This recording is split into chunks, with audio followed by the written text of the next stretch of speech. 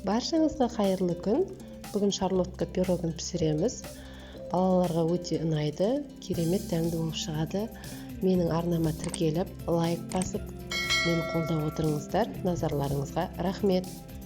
Алдымен алмамыздың қабығын ашып, осылай кішкентай кубиктеп турап аламыз.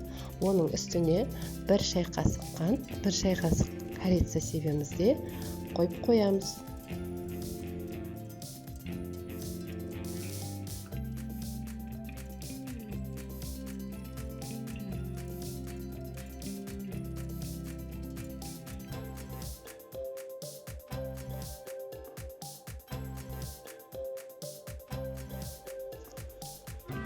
Ыдысымызға 5 жұмыртқамызды жарып аламыз да, үстіне 200 грамм қант қосып, аппақ көк болып ағарғанша миксермен соғып аламыз. Астына описание бөліміне керекті заттарды жазып кетемін. Сол бойынша жасасаңыздар болады.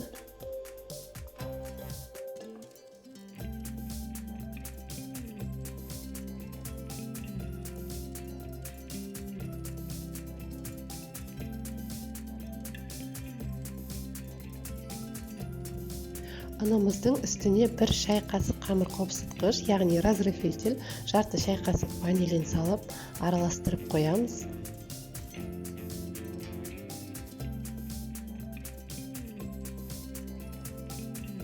Осы аралықта формамызды сармаймен майлап аламыз. Жан-жағын, астын, жанын, барлығын. Менің формам 24 диаметр.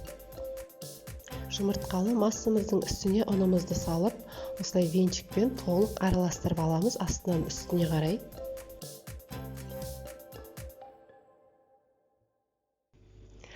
Үстіне туралған алмамызды салып, осылай бір араластырып аламыз да формамызға орналастырамыз.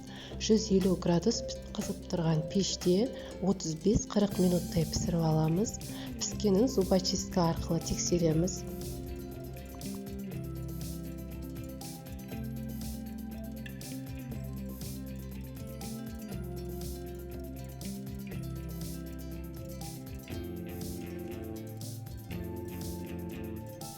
Міне біздің пирогымыз өте әдемі болып пісіп шықты. Бетіне сахарный пудра сеуіп әсемдесеңіздер болады.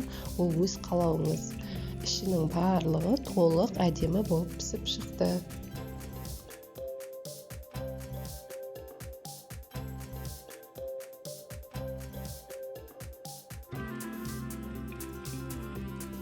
Достар, менің каналыма тіркеліп, маған лайк басып, қоңыраушаны басып, мені қолдап отырсаңыздар, сіздерге алғысым шексіз болады. Мына жерде дегустаторлар келіп, дәмін көріп, өзінің бағасын беріп жатыр. Ұнағанына қуаныштымын.